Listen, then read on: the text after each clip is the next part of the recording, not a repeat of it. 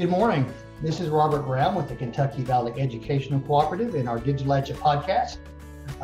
Remember, Digitalachia was developed by the Kentucky Valley Educational Cooperative to inspire creativity and to enable educators to network in real time and share professional learning experiences to ensure equity, access, and opportunity for all students in our remote rural areas, regardless of our zip code. All learners are individuals who must be provided equitable opportunities for learning experiences that enable them to succeed both academically and socially. So on our learning platform at theholler.org, you will find all kinds of online resources for virtual learning, including our newly launched Design Lab. Our past webinars or podcasts have included what's happening in our local school districts. However, we don't do this in isolation. We always have to rely on our partners, and our higher ed partners are paramount to the work with our schools because of our educators. And our educators are focused on our students. And it's my pleasure today to be able to introduce Dr. Jacqueline Rodriguez. She's the Vice President of Research, Policy, and Advocacy with the American Association of Colleges of Teacher Education, or AACTE. And I've had a history with AACTE and our Kentucky affiliate with our Kentucky Association of College Teacher Education. And so I'm excited to have you here today and have this conversation. So welcome, Dr. Rodriguez, to the podcast. It's so wonderful to be here with you, Robert. I'm so grateful for the invitation. We are thrilled to participate. And we love this concept that you all have around the mission to support rural learners in particular in the DEI that we're working on, not just in our higher ed fields, but in K-12. So in any effort that we can collaborate and partner, we're always at the table. Well, we appreciate you and your organization, appreciate you guys registering and being there for our National Micro-Credential Summits. We're learning how we're trying to have digital learning for our educators. So, well, first of all, to get started, talk about AACTE and your role with the organization. Sure. So AACTE has been around actually almost 70 years. We're looking up at our 75th anniversary in just a few short years. And we've had several, isn't that crazy? It is. So AACTE has been around for close to 75 years.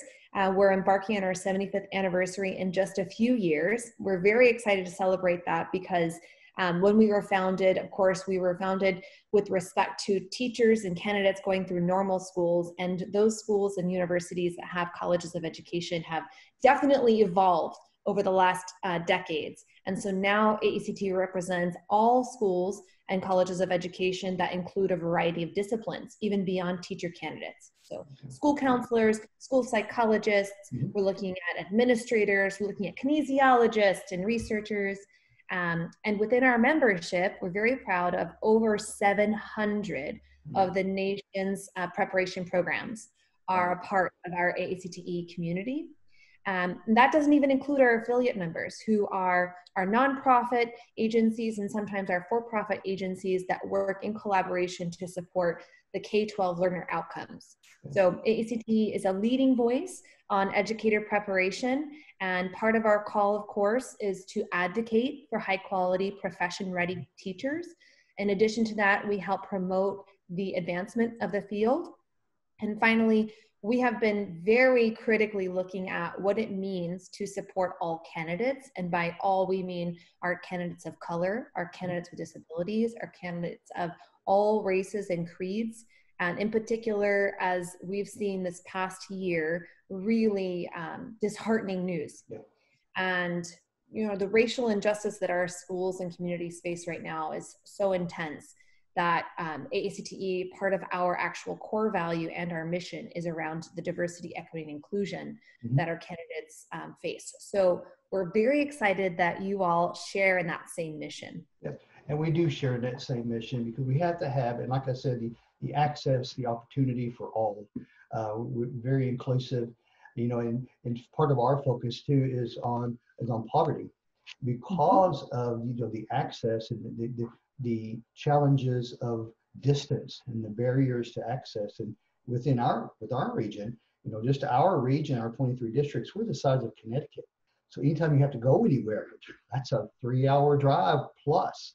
So we appreciate your work and your mission, but you did bring up something about trying to get resources to all, which brings me up to my first question. Thinking about in today's reality, you have students that are coming to university because of the way COVID hit, that they didn't have the ACT, possibly SATs, and some of these assessments that they're used to having prior to entering the university. So how are educator preparation programs rising to meet those needs in today's reality? Well, so let me address first in short that EPPs, educator preparation programs across the country, are they are importantly reviewing their admissions criteria, not to reduce the criteria in the sense of quality, but to reduce the barriers that exist for entry into the programs. And that's a very important difference. Our prep programs recognize that students are coming from a variety of backgrounds, to include lessons on poverty. So when we think about the students leaving secondary education and coming into post-secondary environments, we're not here to look at their secondary education and just judge them based on what they were able to produce at that point, because we have no impact on those pieces, that education those students received.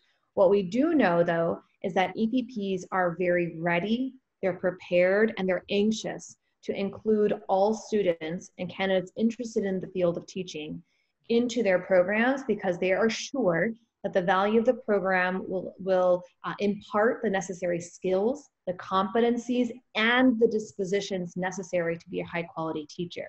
So we're thinking about the years that you're with us in an EPP program are the years that we help you create and evolve into an excellent teacher on day one.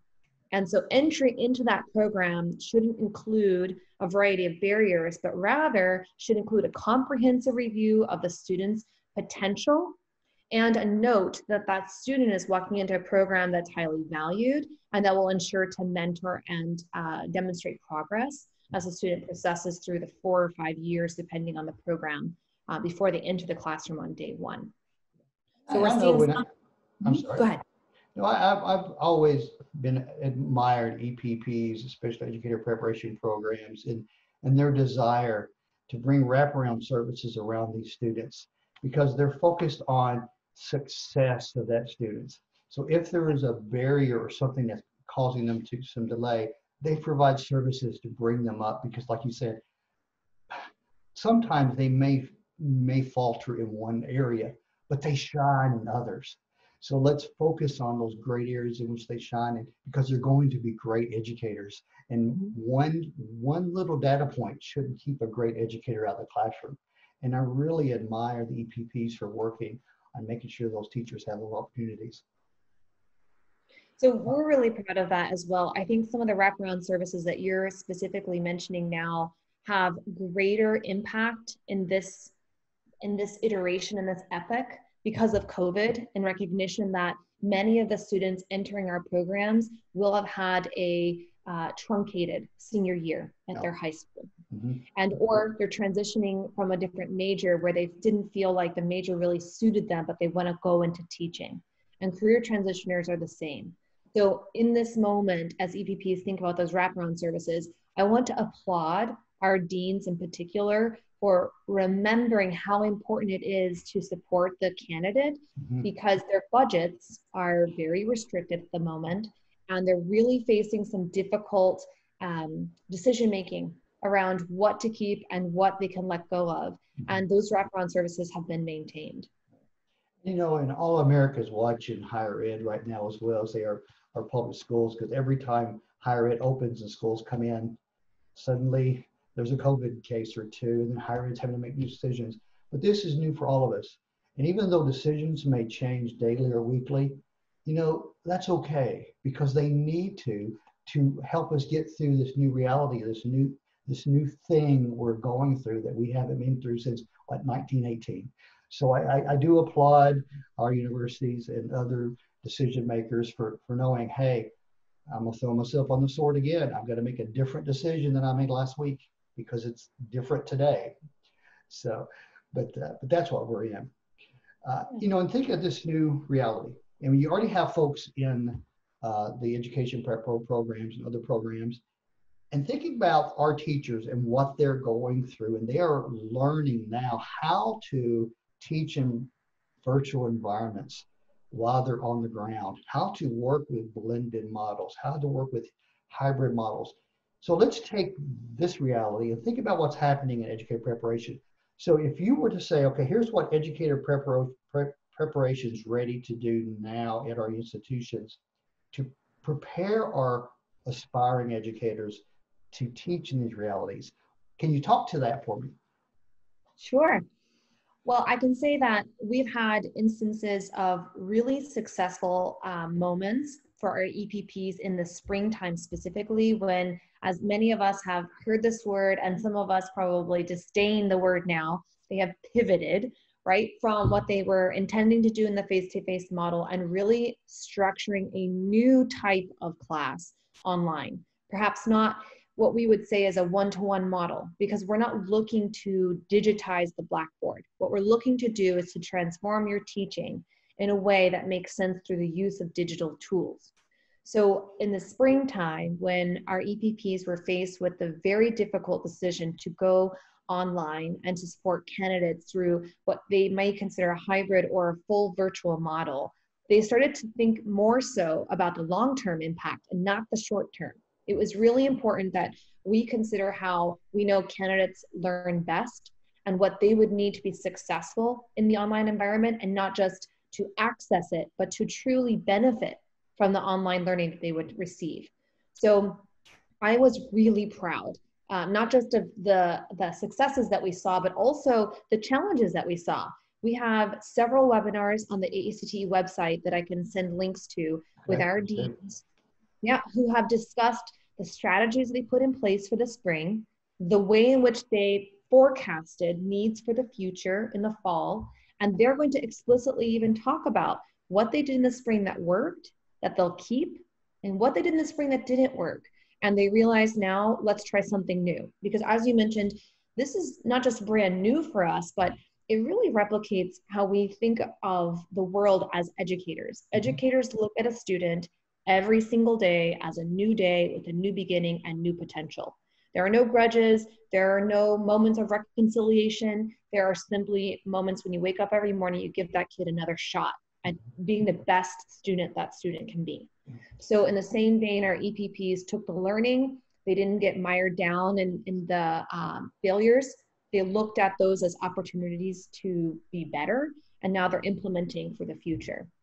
I can also say that AACTE as an organization took the lead in helping to develop what we consider are some best practices when we think about online learning. So we did two things over the summer that I want to make sure listeners know about, because they're resources they may glean some information from. The first is we have an innovation and technology advisory committee made up of experts in the field of, obviously, innovation and technology. They're members of ours, but many of these folks are actual deans, associate deans, and leading faculty researching how to include and embed technology across EPP programming. And the beauty of this committee is that, of course, they have been doing this research now for decades. This is not new to them, and they are the leaders on their college campuses. So what we've seen is deans on those campuses looking to our faculty in this committee to ask for not just professional development, but to offer some guidance to help navigate the transition. And now EPPs are honing in on that already established expertise and using that to propel them forward. So there are a couple of webinars that the committee has already produced, and they're also doing research on their own on how the springtime helped to inform the fall reentry. The second area I want to introduce to listeners and viewers is this coalition that AACTE is a part of, called the ISTE Coalition. It's at the learningkeepsgoing.com website. And the coalition actually includes several working committees, one of which was the Higher Education Working Committee. And this was co-led by myself and David Slykeis of the University of Northern Colorado, who is also the co-chair of our Innovation and Technology Committee at AACTE. And this subgroup actually produced two documents we think that the field can use to advocate and inform the administration at their college campuses. The first is a policy recommendation that includes 5 grand areas to consider when looking toward online learning. Now, to address your question earlier, how are EPPs helping candidates teach online? Not just how are EPPs teaching themselves online, but how are actual candidates learning about how to perhaps in the future teach their own K-12 students. Because they're doing it all simultaneously. So. Exactly. And we really do need to consider that even though districts have not asked that of our candidates in the past, which is why they're not all being necessarily developed in this area coming out of EPP programs, it hasn't been necessarily a relevant need. Now we know that this may come and stay with us for a period of time, unbeknownst to us, and some districts will want to keep portion of online learning, virtual learning, hybrid learning, specifically to address rural populations, students who are excelling in this environment, students with high mobility. So with that in mind, this policy document is really a set of best strategies. It's a grouping of 5 in the area that speaks to how to address administrators' views on online learning at the EPP and how to support candidates in learning to teach online. So that's one document I can share. Yeah. The second is actually for your candidate. So for those of you out there who have students who are going to be teachers and they are really engaged in online learning but need to know how to advocate for not just access, but for benefit. This infographic was developed with them in mind. It's a set of 5 areas we want the student to think about: metacognition, mentorship, how to actually access your learning, and then a set of 10 strategies. They could be questions that you address to your faculty member. It could be something you're addressing yourself. And they're suggestions for how to really navigate online learning to ensure benefit. So I'm thinking, I'll send and I was thinking about these resources. I didn't mean to interrupt you, but as you're talking through this, and then I'm thinking about teachers who are already teaching, these are the same resources they need. So even though you're focusing on the candidates, teachers now in the field can use these same resources. So I just wanted to throw that in there because I see this great connection and I'm excited about this because I want to ask a favor of you towards the end when you're finished here. But I'm sorry, go on. I'm just got excited about hearing what you just said. So. No, you're absolutely right. These 2 documents can be used at the district level to advocate to superintendents, to principals, to school building leaders, not just to support the online learning, but how they can also be a part of the process. So in a collective sense, we always talk about how it takes a village, and it cannot be more true than in a moment where, as a community of stakeholders, parents, family members, students, and schools, we have to rally around the learning that the student is receiving as opposed to who is actually imparting it, because now it really truly takes a village. Yeah, it does. And I think too, you talked about this in terms of COVID, but I always say, out of the ashes rise the phoenix, whatever, but this is opportunity. And I hate to say that, but I mean this in a positive way.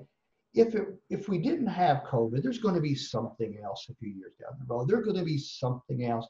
So now is a time to look at how can we retool the way education happens and using these virtual tools and using these resources and making collaborations among EPPs and districts and now AACTE, a national organization, these strong partnerships that are occurring in creating these design labs and these resources and putting all these out there for our teachers. This is going to be a great move forward. Because when you think about in some schools, you have snowstorms that shut schools down. So instead of taking snow days, we already have our we call non-instructional days here in Kentucky, but it's going to be our virtual learning days. We're missing no school. We're going to continue school regardless of what's being thrown at us. And we have the tools and resources to do that now all across our nation. I know in Kentucky we have that already, but some states are struggling. And this is just hearing what you're talking about, I can just see great impact all over the nation for this. So totally. You mentioned something too, there were some lessons learned. Would you care to share a couple of those? What maybe the biggest lessons learned that the institution, might not want to do that. So here, because you always learn great things from what you wish you hadn't done. So can you share Yeah. those? I would be happy to share. So I'll share a lesson learned that didn't go so well, and then I'll give you a couple of examples of things that did go well. Yes, please. So here's what we've heard from the deans and faculty members in our membership, as well as our students. So our students are also members of AACTE, and they regularly contribute to not just our learning, but also to our membership and to our committees, et cetera. So we really seek them out because on the ground, they're the beneficiaries of our work. I think one of the biggest things that we grappled with early in the spring was how to support the faculty who had face-to-face modes of instruction and had not had any professional development as of yet to change their mode of instruction to the virtual environment. And I think across the United States, this wasn't an isolated to schools of ed or to universities, but rather from PK through higher ed, every teacher who had a mode of learning face-to-face was now faced with learning how to immediately change and reinvent their instruction to go virtual. And most people in that moment took the opportunity to swap a one-for-one, because the simplest way of navigating your instruction would be to continue with the same pacing, with the same instruction and the same assignments, and essentially do it with a computer as opposed to with the face-to-face. And we know, those of us who have done virtual instruction and have some experience and research in the area, that a one-for-one swap is not only is it inequitable, but it doesn't actually meet the need of the learner. It's frustrating for the learner. The burden on the teacher and the learner increases. And I think that people forget that there's a burden on both parties in this case. And what I did find, however, is the immediate recognition that that one-for-one swap was not only challenging, but ineffective. So nobody tried to pretend that that was actually beneficial. They did say, however, okay, now that we know this isn't going to be something that we want to be moving into, we are going to provide professional development to our entire faculty, and everyone is going to understand, at least at a basal level, what it means to virtually teach and what kinds of supports students need to teach. Now, in this momentum, they also included what you mentioned earlier in the wraparound services, and not in the sense of counseling and or advising and mentorship, but even deeper, they started thinking about what it meant for students to have to navigate a health pandemic that was impacting every single human on the planet, and the kind of social emotional support that those students needed. They thought about what it meant for timelines, what it meant for expectations for engagement, and what it really meant for students to be able to navigate at their 100% as opposed to their 80% sometimes.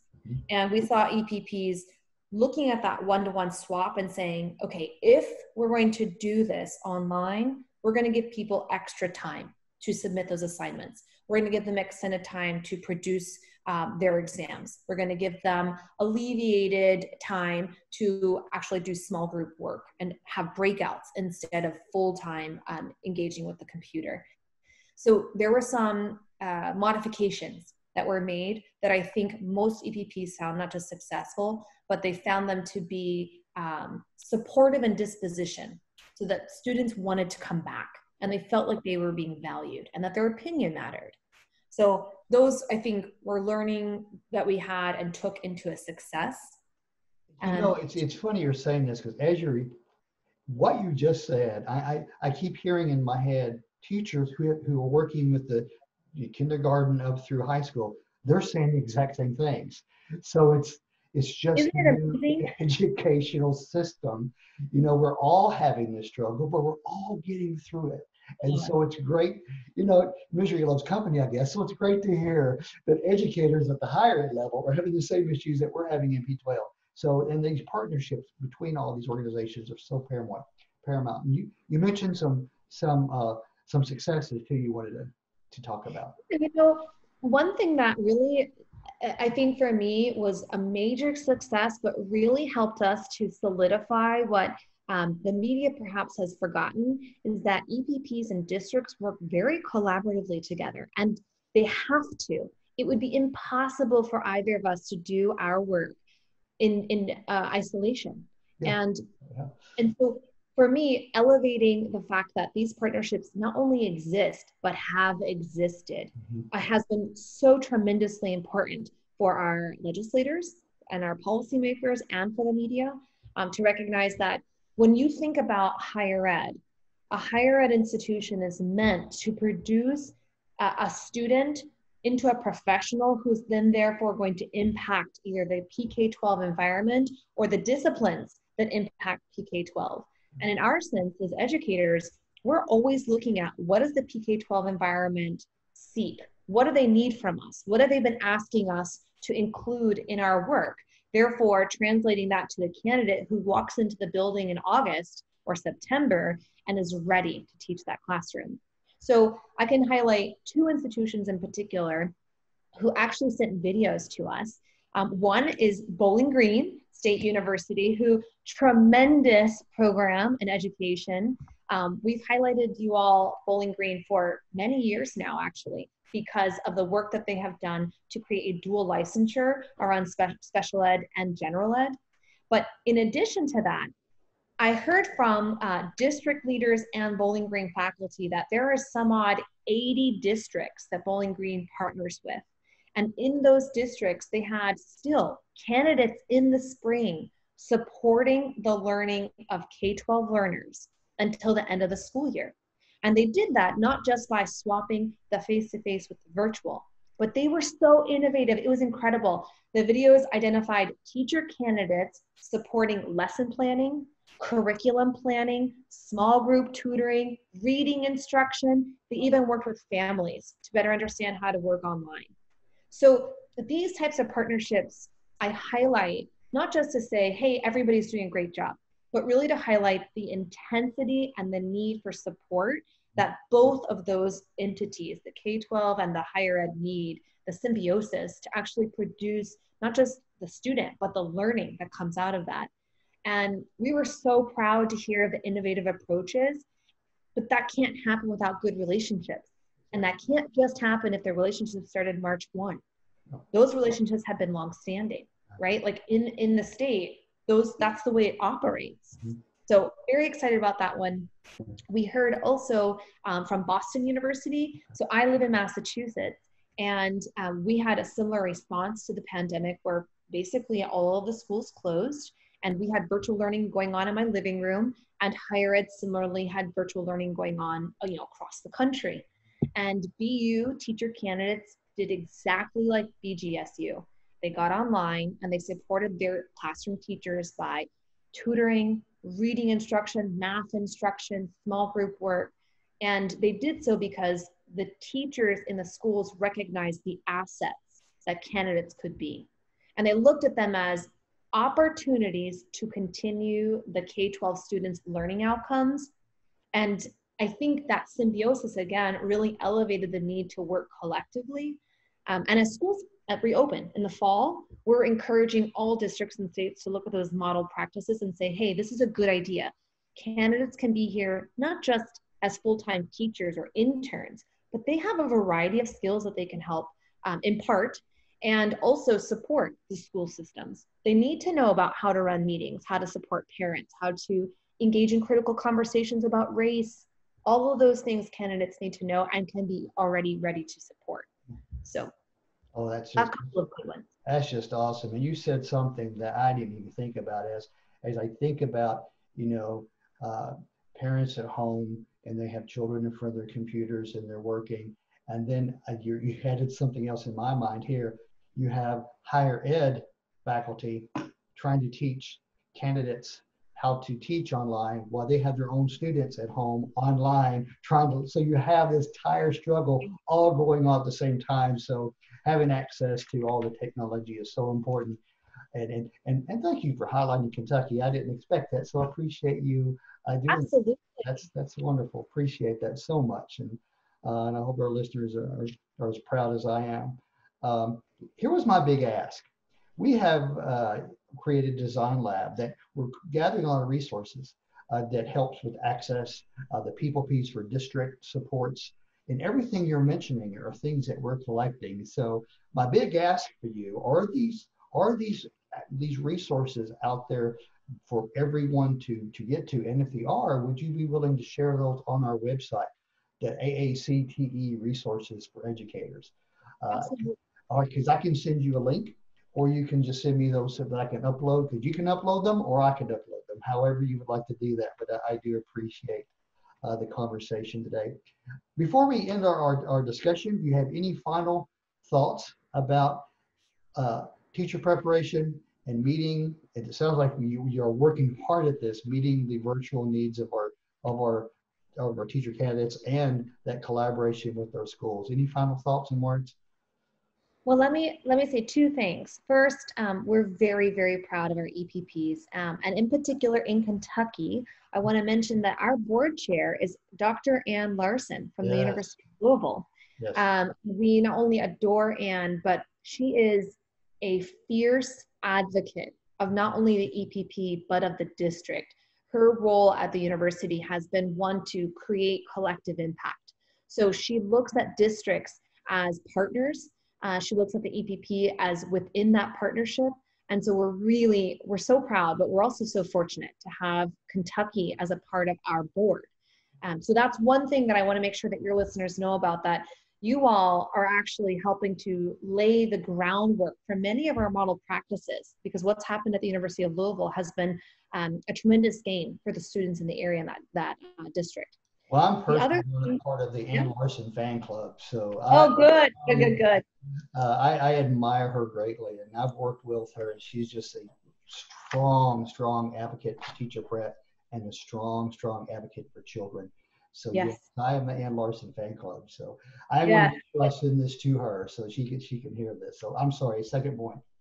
Not at all. She is an asset to us, and we know that, and we're going to be very generous in making sure that we continue to work with her no matter how long she's on the board for and into the future, because we know what we have in her. We're very fortunate. The other thing I wanted to mention is most recently, and specifically addressing what you said earlier around DEI, the country is facing an electorate right now around what we can be doing to help support our students, but also what we can be doing to turn the tide around racism. And I want to be sure that your listeners know that on our website, which I'll share with you as well, the COVID-19 Resource Hub, it's a collection of not just resources, but also readings and activities and webinars that your listeners can engage in. And we've put them in different buckets, but there is a specific bucket around the area of thought leadership and race matters. Good. And AACTE has not only taken a stand, but we have been leading in this area to ensure that our EPPs recognize not just the intensity, but the requirement that we address racism as it's happening and work to deconstruct institutional racism on our campuses and our K-12 environments. So if you could go to the COVID-19 Resource Hub and take a look at those buckets, as well as the Race Matters blog that is in our Ed Prep Matters newsletter. Anyone can be a subscriber of the newsletter, and weekly we have a blog column in that area. And some of our past bloggers have been deans of schools of education who have been at the forefront of this conversation around anti-racism. Yeah. And what we've seen from this administration and the fact that they have tried to suppress our learning around anti-racism and the shared history of oppression the country has faced, it is now more important than ever that we collectively start working on this as a community. So please join us in that. We're very, very excited to have some of our deans participate, as well as our Lynn Gangone, our CEO and president, leading the charge. And several manuscripts have been produced to encourage our faculty to look at this work. We are one country. We're multifaceted, but we are one people, and we have got to treat each other with equal respect and make sure that's in the forefront at all times.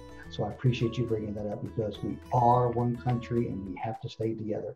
So I could go on forever speaking with you, Dr. Rodriguez. This has been such a great opportunity for me and our partnerships that are growing here between our educational cooperatives and national organizations like AACTE, and the great work that you do to prepare our educators for our students. Students first, work from your students up, all the way to AACTE and beyond. So again, I want to thank Dr. Rodriguez for joining us today. And this is Robert Brown with our Digitalachia podcast, and we hope you can catch us next time.